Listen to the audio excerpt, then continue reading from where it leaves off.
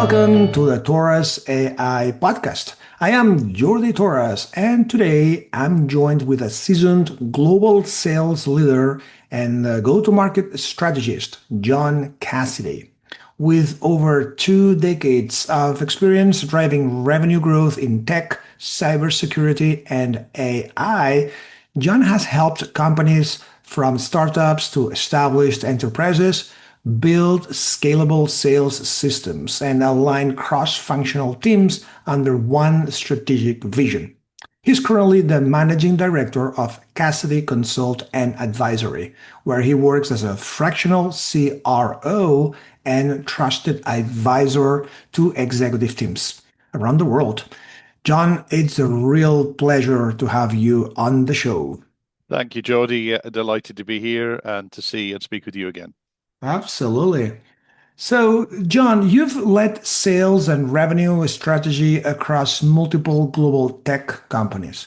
What are the biggest shifts that you have seen in how companies approach go-to-market strategy in the AI and cybersecurity space today? Yeah, great question, Jody. I think fundamentally we're moving beyond incremental change to really re-architecting how we're engaging with customers.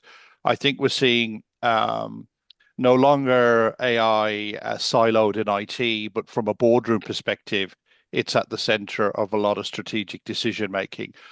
Recent survey by Forturum Group had basically said that half of their survey, the C-suite had said that all of their, or almost half of their decisions are now going through some form of AI, demonstrating a better strategic imperative. I think what we're also looking at is a dynamic change away from proactive to predictive.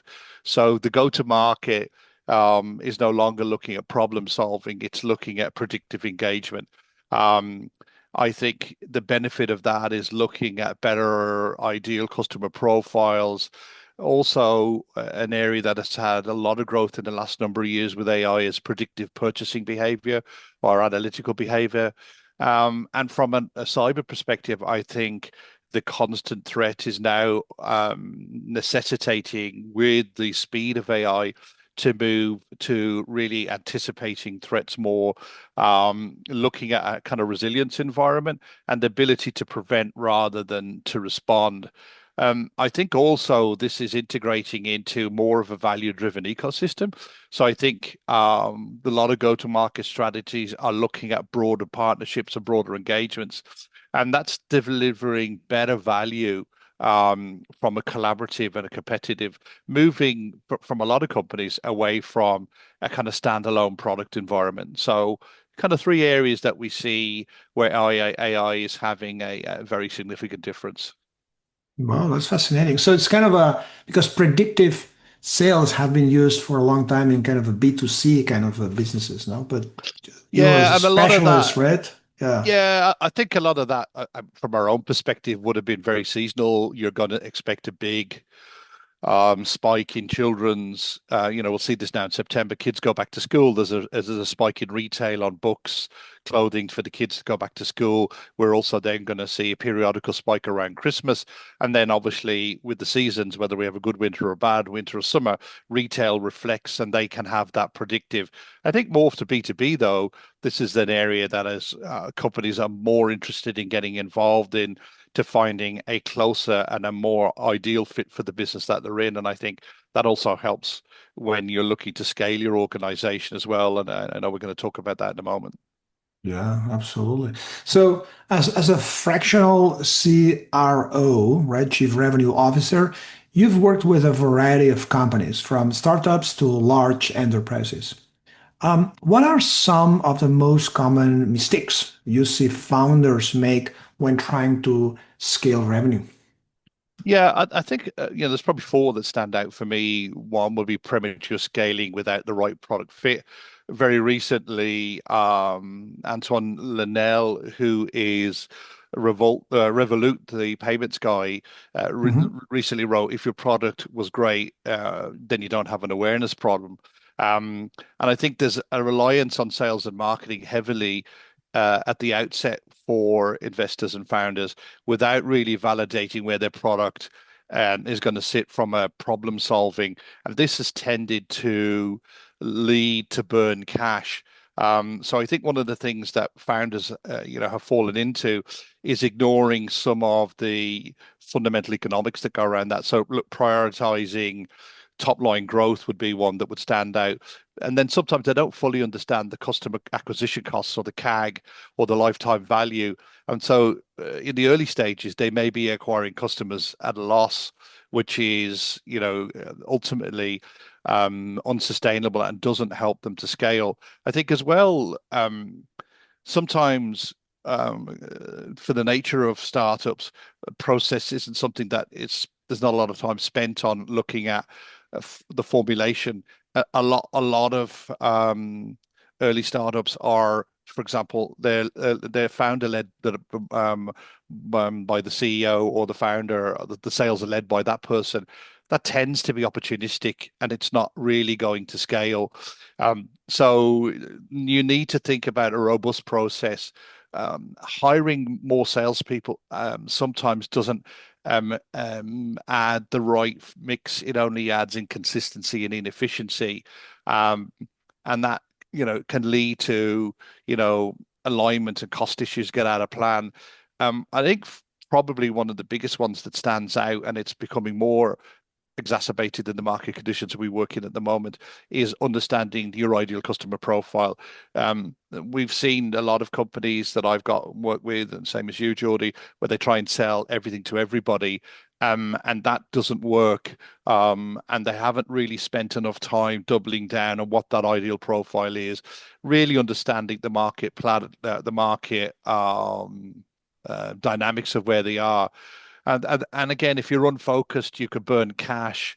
And with AI right now, it gives you a lot better validation, and the research and analytics are at the end of your fingertips to some extent. So again, you need to look at that validation and investment in where you're going to spend before, I think, the first thing, get out, get a few sales guy, the CEO lead it himself or the founder leads it himself.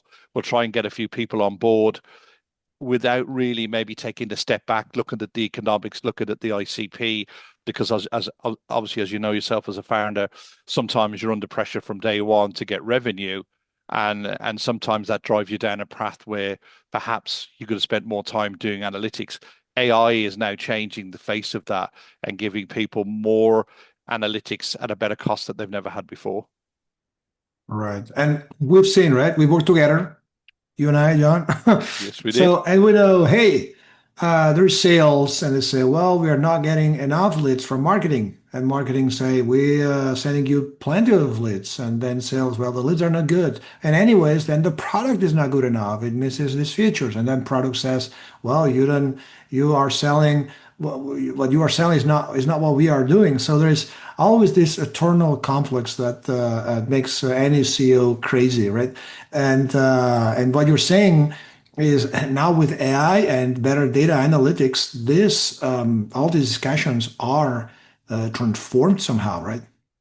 Yeah, I mean, market analysis, your competitor landscape, um, within many market segments, there are different elements of that. You've got your high-end enterprise, mid-enterprise, SMB, and Soho.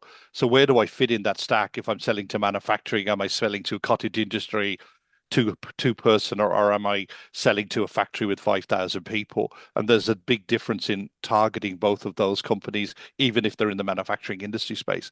So with AI today and the power of getting to understand where your product fits, what problem is it solving, where is the other competitors right now? And that was always a challenge sometimes when you're a startup to really get a handle on who competes in your space. You may know yourself one or two companies, but suddenly when you get out into the market space, you discover there's 25 more who are doing something similar or who claim to be a me too. And so differentiation, understanding the customer really in more detail today, the AI is bringing that power in a really positive way and giving founders and next gen business leaders really, really very, very substantial market insights that historically would have taken ages to gather. You go to Dun and Bradstreet, go to one of the big four if you want to find out who am I competing against, what's the price point like. Today, AI can help you find that information quickly and, at no cost really. So it's really changing market entry, re-energizing organizations to double down on where they think they better fit rather than we're everything to everybody. Actually, we're in the mid-size 500 to 1,000 employee in manufacturing is our USP, and here's how we then use AI to build all of the things around it to make us a better engagement into that space. Wow, that's fascinating. Now, you've been vocal about the silence extinction of businesses. Can you explain what you mean by that and how can companies future-proof themselves against this trend? Yeah, I mean, I think if you look around digital media today, business media and business blogs, there's a lot of noise. And I think that saying about silent extinction really refers to businesses that aren't really necessarily going bankrupt. But I think they're losing their relevance, their market share, and their competitive edge. Um, and they're fundamentally, while the market around them shifts, we know better. We've been in this space for a long time. We know what we're doing whilst everything around them changes. And I think the ecosystem and the market is rapidly evolving. So I think how, as an organization, do I want to change that? I think you need to look at digital transformation. This is language that has been used for many years now in IT. Go back to 2000 YK when we all thought the world would stop at 12 o'clock on 1999, and it never did. But I think you've got to look at a digital transformation. Where are we adjusting the strategies that are going to help us look at the way the market goes round, and then look at AI as becoming a necessity for labor efficiency and for better decision making. Data is such a powerful tool that can help businesses today make a lot of those significant changes. So I think digital transformation has to be a continuous in your organization. I think going back to the ICP we touched on a moment ago, I think there needs to be a really big focus on customer engagement and customer satisfaction and CSAT. So again, having a digital first transformation strategy allows you to anticipate where the customer's going, what is the market doing, and it needs to pivot you into really an agile operation, if we want to use engineering terms. And that then is really based on market feedback and emerging data market trends based on data. I think one of the biggest challenges, and I think we see this in the C-suite, is that you have to build a learning culture in your organization that to stay relevant in the market with all the technology, particularly with generative AI right now, businesses that want to stay relevant and want to stay ahead need to have a continuous learning environment. But that needs to start. I work with the incremental pathway in London with Adam Steele and Greg Prickle, who are leading the pathway to changing how C-suite use AI, because it's amazing when we talk to significant leaders and we go, oh yeah, we got Copilot. What are you doing every day in your work as a CEO? What are you using the technology for? Not writing an email, not writing the agenda for tomorrow's meeting. How strategically are you using tools like Claude, Gemini, Grok, ChatGPT 4 to make your decision making in your strategic better. So that's got to start at the top. So the C-suite really need to make sure when it stops with you, you are driving that learning culture. And I think that then leads into better planning. I think that leads into right now there's a survey out from Aventa which says there's a widespread unease in the C-suite. And I think that's because you and I are youngsters.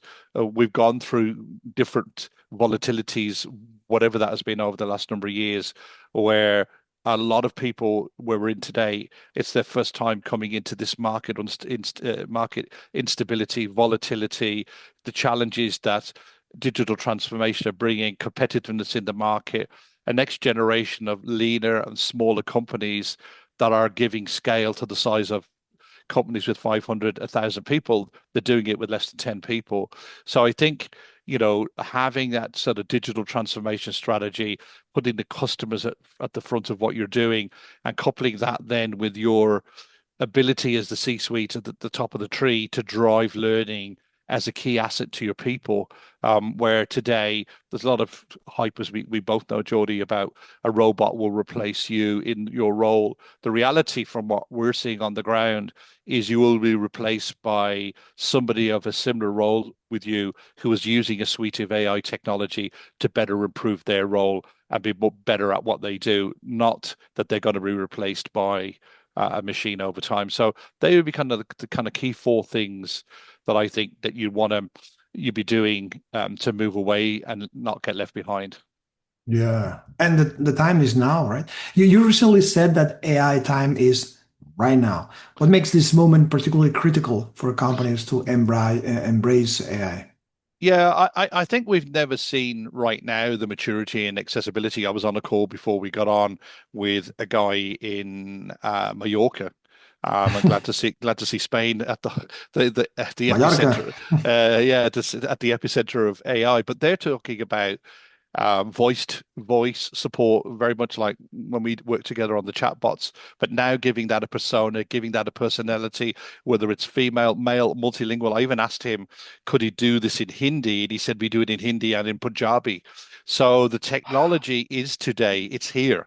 And so therefore the maturity and also the accessibility, I think people have suddenly discovered, the smart people that are getting into this, that the investment ingress into AI is very, very little. I mean, I use three of the major platforms and I only pay for ChatGPT, and the rest do a fantastic job for me. So I think really maturity and accessibility has never been the same.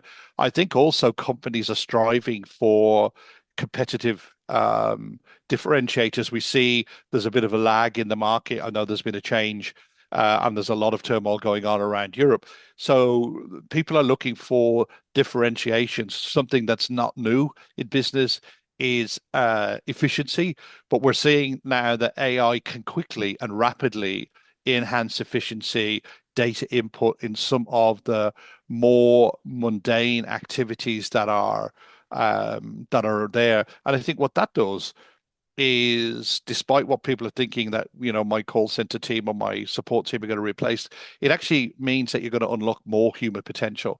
And I think that gives that human potential more opportunity to get away from the mundane data input driven tasks and to concentrate on things which are more complicated, more strategic, and have a more creative thinking input into the business. And McKinsey's wrote this really to see, they had a research really about the super agency of the future. And they said, despite what everybody's thinking, AI will actually amplify human thinking and allow a better level of productivity because human beings have the capability to think more.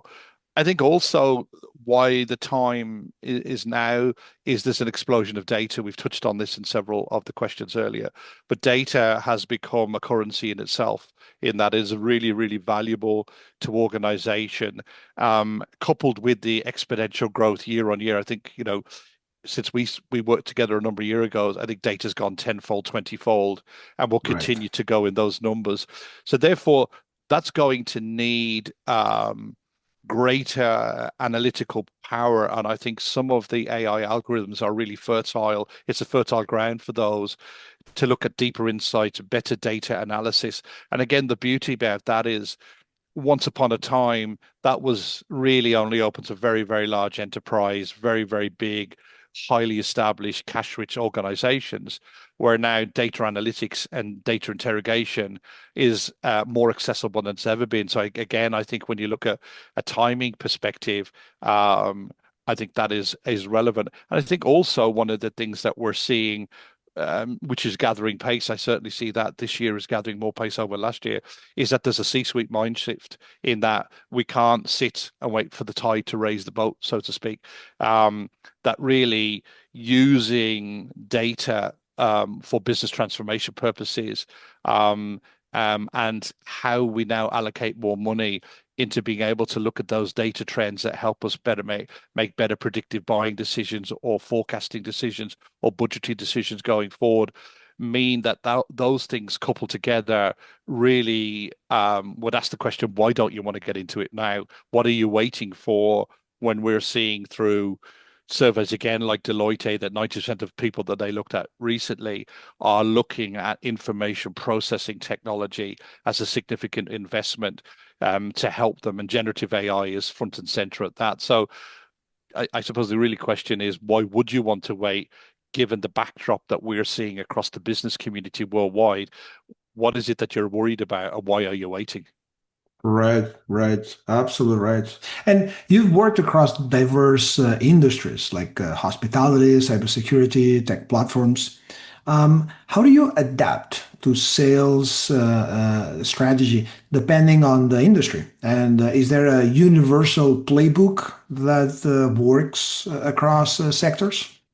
I think one of the key things, and we've touched on it a couple of times in this discussion earlier, around next generation selling and where, if you were starting a business tomorrow, where are you going to be, is that deep understanding of your customer and your market conditions.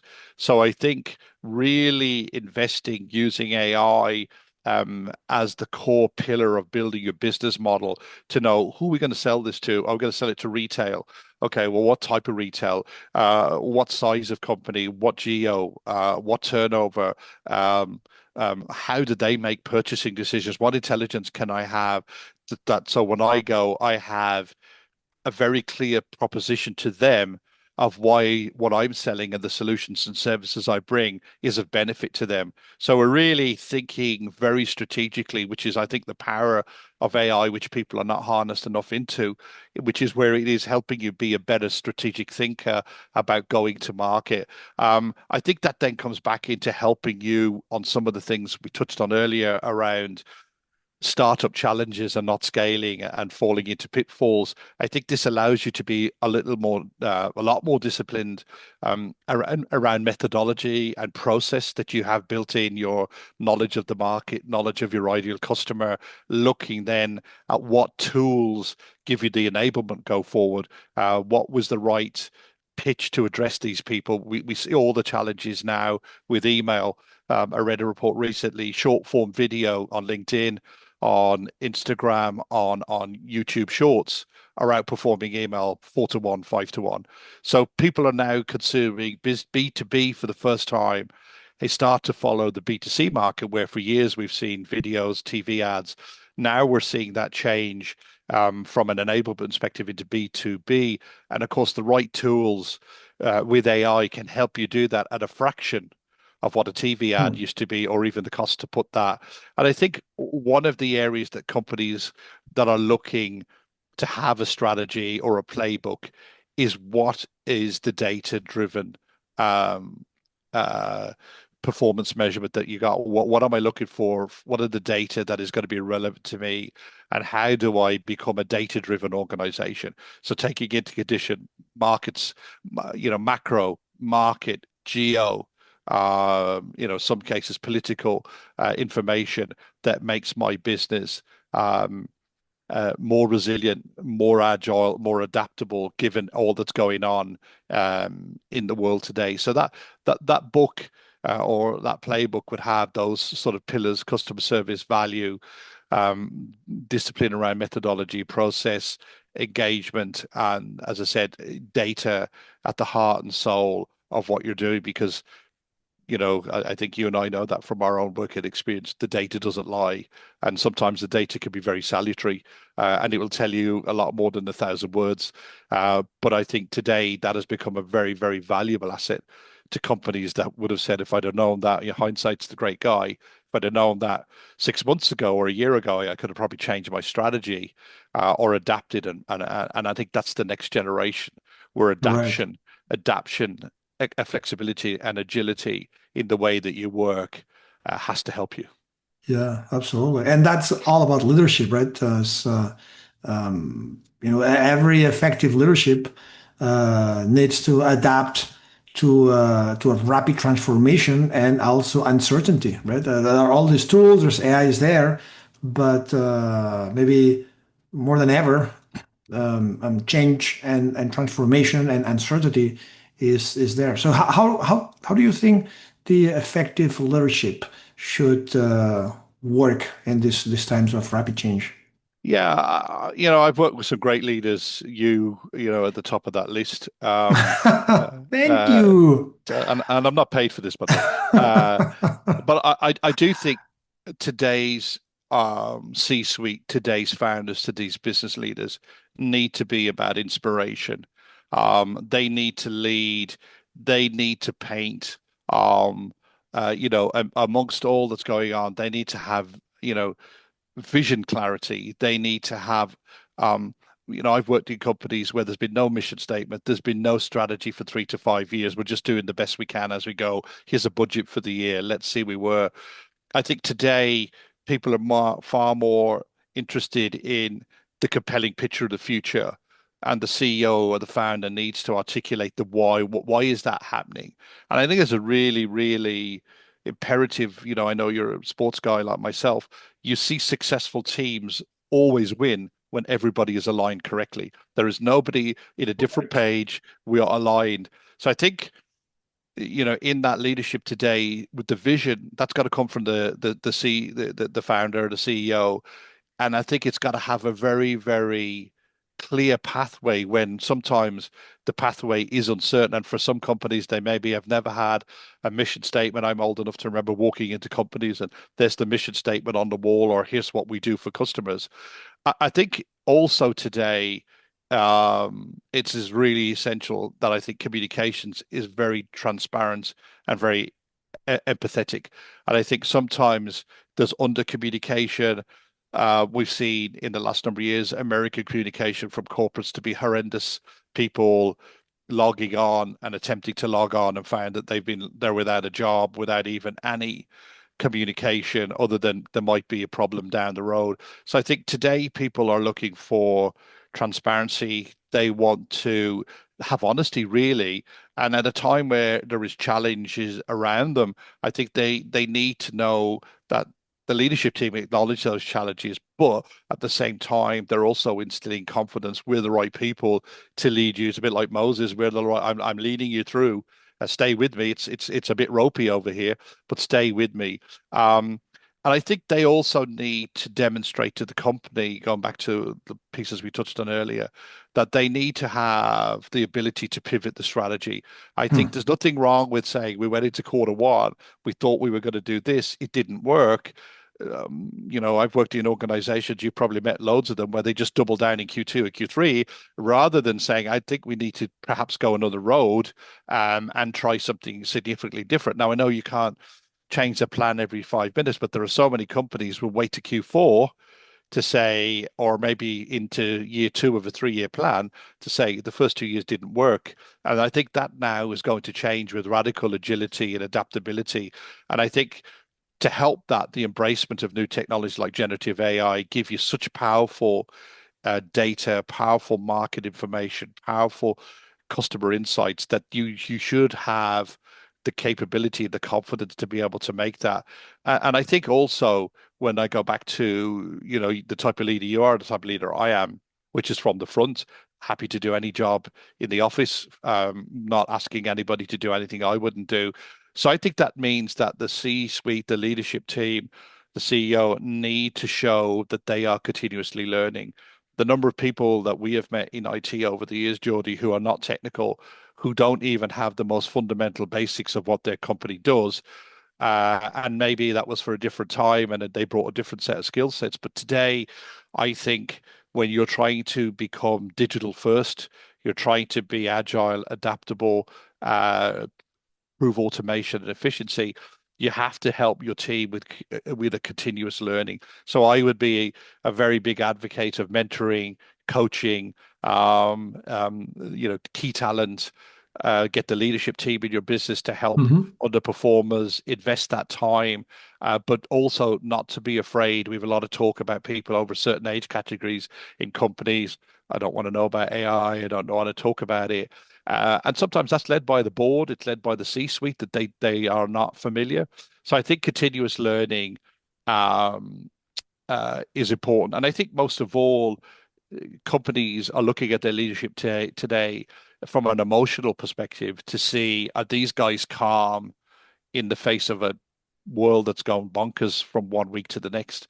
Are they eluding optimism about the company? Are they the right people? That under turbulent times, we're the right people. I've worked in, like you, in difficult times in the past, and I've worked with some brilliant people and double down, get through it, do the hard yards, and you believe in them, but they believe in you because they elude that optimism, that confidence, and that trust that you have. And going back to what I said early about bringing your people together and creating that team where everybody's on the same page. It's talked about a lot, but when you look at it in sport, it's a formula that is successful in NFL, in soccer, in rugby. If everybody is committed, they know their job, and they believe that we're doing the right thing, success is pretty hard to knock off. Wow, that's awesome. Now let's talk about AI, right? This is a kind of question that you can't answer wrong because we will know later, right? But about AI, right? And where do you see the future of AI heading over the next 5 to 10 years, especially in relation to sales, go-to-market strategies, and business transformation?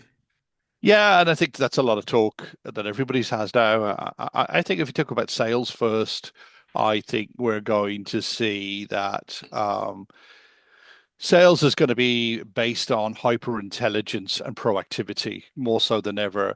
I think things like identifying um, key accounts, ideal personas, um, creating personalized outreach, allowing time using AI to look at complex problem solving, to help in better strategic negotiation. Um, and one of the things that EY and some of the other organizations are saying is that this is going to allow humans to build better and more meaningful relationships. And I think everybody is kind of seen a squeeze in this, that a robot's going to take my relationship with Geordie and our guitar bass playing relationship. That isn't going to happen, right? So I think from that perspective, that's going to help on some of the sales. I think also an area I just touched on around continuous learning. I think you're going to see more predictive coaching. That's going to allow more personalized coaching, being able to quicker identify skill gaps. I think a lot of the hiring today has not necessarily been about the person that's got 10 out of 10 on the check sheet, but somebody that may have 7 out of 10, 6 out of 10, but they've got great attitude, they've got great energy, Hmm. they're willing to learn, they're willing to be coached. And I see more of my friends and colleagues investing in those people where perhaps they don't have 10 out of 10, but they believe they're adaptable, moldable, workable to fit into our culture, and I'll invest the time. So I think that coaching will benefit from helping onboarding, and again the capability to potentially tailor training needs to individuals, where historically that would have been a very expensive, time consuming engagement, where now AI can help you. I think also one of the challenges when you're negotiating in a market, you and have seen this at our detriment on many occasions. Your sales guys try and give it away out the door. I said hello to this customer and they offered we gave them a 50% discount. Whoa, how did that happen? I just said hello, it's Friday.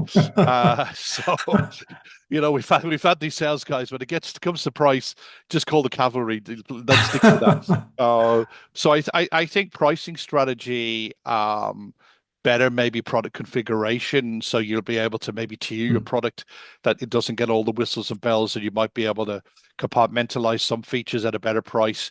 To some users, we know this from our software days, and a lot of people don't use 50% of the functionality that they buy in a software application. So why don't you pare down that to an application that only has 25% of the Right. functionality and give it to the market? So I think adaptive pricing and better product building based on market demand, competitive intelligence again, which you now will also have.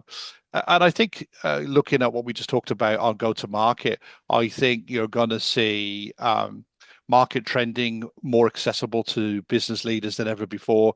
Market trending tended to be reading a Gartner or a Forrester report, understanding what's happening out in the landscape, or going to a third party advisor to say, I'm thinking of buying this technology, give me some input, paying a fee to talk to those people. Where today you can now monitor, you can put scraping technology out there to look at market trending, what's market sentiment like, what are customers feeling right now? What are their buying challenges? What are they looking for? And I think that gives you the agility from a go-to-market perspective to adjust to what you're hearing. And then I think to add on to that, it then gives you the opportunity to be personalized and to be more focused into that customer journey, to give them something that really hones in on the areas that are important to them and what we talked about, why. And then I think one of the things that we're seeing is getting widely adapted. We're seeing this probably as a mainstream adaptation at the moment, where better content and content creation, we're seeing this now with email, but I think people are, they might start saying, well, we'll bring back a fax because we can write better faxes. But certainly, a lot of people are using AI to write better email at the moment, even though that as a go-to-market strategy is not as effective. But I think that's been rapidly replaced by short form video, 15-second, 30-second short form videos. And now with some of the technology platforms that are out there that can help you write video scripting, that can help you produce video. I looked at one the other day, $300 allows you to make 300 short video clips. Wow. I mean, that is just so empowering. So I think that gives you, again, if you're a small company, you could produce a short form video that could go on Instagram, LinkedIn, and YouTube Shorts. You could send it in a personalized message to a customer. It becomes really, really significant to help your sales and go-to-market strategy. I think then from a transformation perspective, last of this is I think data is going to rule going forward. Data is going to be ultimately one of the best assets that you have in your organization.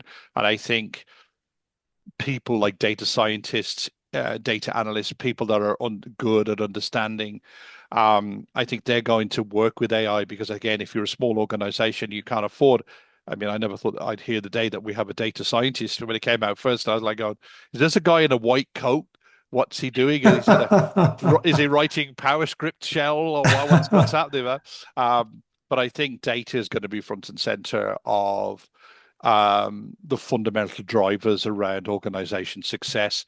That's going to give you better actionable insights. And given what we said a few minutes ago about the continued data explosion, I think automation is going to have a fundamental change. Hmm. We see that right now. There's a lot of talk about this primarily in customer support and those type of activities. But I think we already are hearing from organizations that operational tasks like HR, supply chain, even some aspects of finance can now be automated, which will which again provide efficiency and cost reduction gains for an organization. And those people can be repurposed to do better things Hmm. more efficiently. Again, I think we're seeing new value creation. I think there are new products coming. There's new product offerings because people can turn these things around a lot quickly. And I think the workforce of the future is probably going to be one of augmented, where it's going to be a mix of um, people working with technology that adds real value to their time, improves Hmm. efficiency, but it also helps them to be better creatively, better strategic, and better problem solving. And again, some of the fundamental roots of that are going to be the data, market conditions, the ideal type of customer, and how you're going to engage with that person. And I think over the next 5 to 10 years, AI, generative AI, is going to be an Hmm. area which is going to be phenomenal. I think the one thing that EY talked about this very recently is that the AI adoption, is outpacing governance and compliance. And I think that there's a growing recognition that in AI, we're seeing this certainly in the financial industry and some of in the legal industry at the moment. And I hope they don't choke this agility and speed that we've talked about this afternoon. But certainly, there's going to be some form of need for investment in governance frameworks to understand. I mean, I think there's a lot of stuff there already with GDPR, NIST, DORA, CCPA in the United States that protects that. But I think it's such for I think you and I are in the industry, we know it a lot, but Mhm. I think there's a lot of people that are worried about it, what it means.